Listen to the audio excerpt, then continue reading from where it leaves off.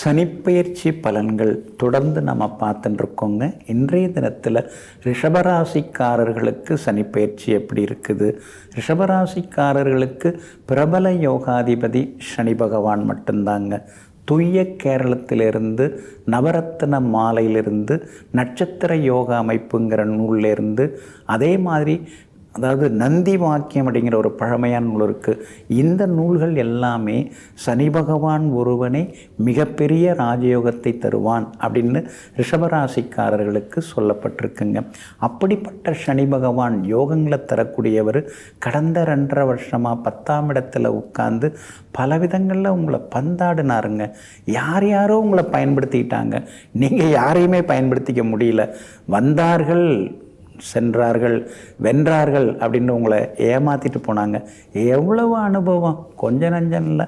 வேலை ஆகணும்னா எதை வேணாலும் செய்கிறாங்க. ஆகி முடிந்த பிறகு திரும்பி கூட பார்க்க மாட்டேங்கிறாங்க. இப்படி பல கசப்பான அனுபவங்களை கொடுத்த சனி பகவான் இப்போது 11ஆம் இடத்துக்கு வந்து உட்கார்ந்துட்டாருங்க. 11ஆம் இடம்ங்கிறது ஒரு அற்புதமான இடம். திடீர் பணவரவு, திடீர் பணக்காரத்தனம், சொத்து பத்து வாங்கிறது, சேர்றது, பெரிய பெரிய பதவிகள், பொறுப்புகள் அதெல்லாம் வர்றது. எந்த போட்டியாக இருந்தாலும் எதிராளியை வந்து ஓட விட்டு வெற்றியை கொடுப்பது, இப்படி பலவிதமான அமைப்புகளையும் யோகங்களையும் தரக்கூடிய இடம் 11ஆம் இடம். அதனால தான் லாபஸ்தானம், பணபரஸ்தானம் அப்படின்னு ஜோதிட நூல்கள் எல்லாமே சொல்லுதுங்க. இது வரைக்கும் உத்தியோகத்தில் நீங்கள் எவ்வளவோ கஷ்டப்பட்டீங்க.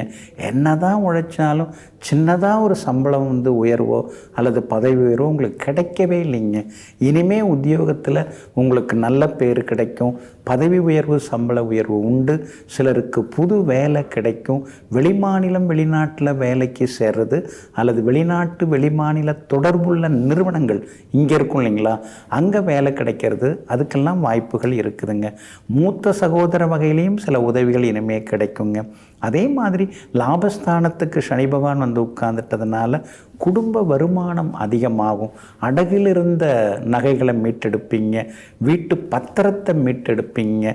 எல்லாம் இருந்தும் எதுவும் இல்லாதது போல் ஒரு சித்தரை போல் இருந்தீங்கல்ல, அது மாதிரி இல்லாமல் இனிமேல் சிரிச்ச முகத்தோடு நீங்கள் இருப்பீங்க.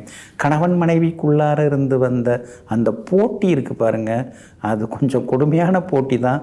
நீயா நான் மோதிட்ட நிலமெல்லாம் இனிமேல் மாறி நீயும் நானும் அப்படின்னு ஒரு சுமூகமான சூழ்நிலைகள் இனிமேல் வர வாய்ப்பிருக்குதுங்க. அதே மாதிரி சொந்தமாக சிலர் தொழில் தொடங்க போகிறீங்க, அதுக்கு வாய்ப்பு இருக்குது. நீங்கள் நினைக்கிற மாதிரி லோன் கிடைக்கும், குறைந்த வட்டிக்கு லோன் கிடைக்க வாய்ப்புகள் இருக்குது. வெளிநாட்டில் இருக்கக்கூடிய சில நண்பர்கள்லாம் உங்களுக்கு உதவி செய்வதற்கான வாய்ப்புகளும் இருக்குதுங்க. அதே மாதிரி வியாபார வகையிலையும் உங்களுக்கு சொந்த இடத்துல கடை மாற்றுறதுக்கு வாய்ப்பு இருக்குது. உத்தியோகத்தில் கூட இனிமேல் உங்கள் கைதாங்க ஓங்கி இருக்கும். அதே மாதிரி பெற்றோருக்கு மருத்துவ செலவுகள்லாம் இருந்தது, அவங்க உடம்பெல்லாம் இனிமேல் நல்லா இருக்குங்க. கணவன் மனைவிக்குள்ளார இருந்து வந்த போட்டியெல்லாம் குறையும்.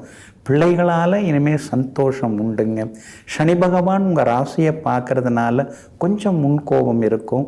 5ஆம் இடத்தை பார்க்கறதுனால படிப்புக்காகவோ உத்தியோகத்துக்காகவோ பிள்ளைகள் உங்களை விட்டு பிரிஞ்சு போவாங்க, நல்லதுக்காக தான்.